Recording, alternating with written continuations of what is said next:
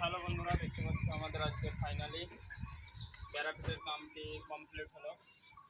তো এই ভিডিওগুলো পুরো আপডেট হবে।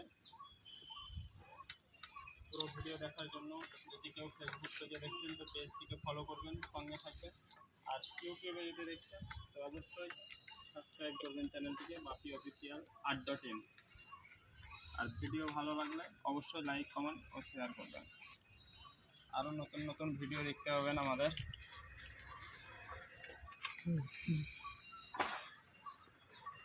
পাশে থাকবেন, আরও নতুন নতুন ভিডিও দেওয়ার চেষ্টা করব।